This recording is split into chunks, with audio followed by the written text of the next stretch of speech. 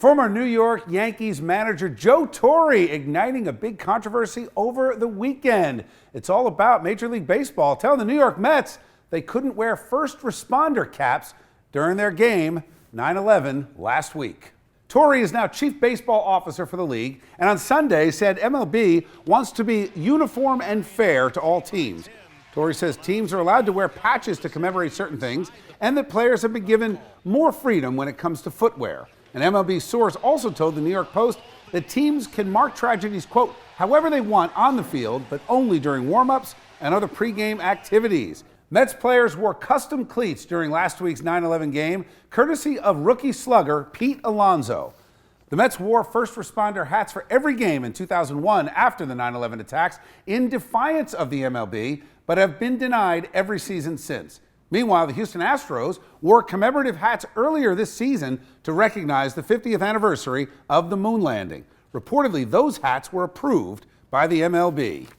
All right, let's bring in tonight's A-plus panel. We're joined by criminal defense attorney David Clark. Good to see you, David. Hey, Bill. All right, and Republican strategist ALISON YOUNG. Good to see you, ALISON. Thanks, Bill. And joining our panel for this first part of our show, GEORGE FALKOWSKI, our sports reporter. Bill. George, let me go right to you on this. This seems to be the height of hypocrisy, letting some teams do it or turning a blind eye, and then acting as if 9/11 is just something to commemorate. What a dismissive attitude. Joe Torre, and Joe Torre of all people should know better. Well, let's be fair to Joe Torre, know who he's working for now, which is Major League Baseball. So I feel a little bad for him that he's pushed out there in front of the cameras on Sunday night to defend this policy. The other side of that is maybe Joe Torre is too weak to push back. Maybe if we had some men in Major League Baseball pushing back on these ridiculous decisions, things like this wouldn't happen. Well, it is a ridiculous decision because clearly the policy is inconsistent, so that it's open for judgment. In this case, they made a really bad decision. I don't care if it's Joe Torre or anyone else in the league that had to defend it. It's a lousy decision.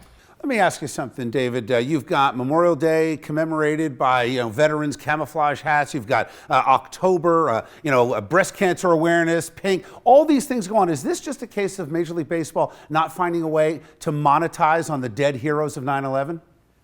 Bill, I think it's not just monetization, but I think seeing the NFL and the problems other leagues have gone through with self-expression and civil expression by the actual players, they might be trying to head that off. Well, if we allow them to do 9/11, other people are going to want to take a knee during the anthem. So I don't know if they're trying to prevent that from entering sports, but obviously it's a wrong decision. ALISON, that's an interesting point that David makes, and maybe there's some credibility and truth there. But that said, 9/11 is one of the great unifiers. It has been for 18 years. That was exactly the word I was going to say. Like 9/11 is the one thing I feel like no matter how divided we are on all of the issues of today, coming together around 9/11 and what we as Americans faced is one of the things that we should never be arguing about. Okay, thank you guys.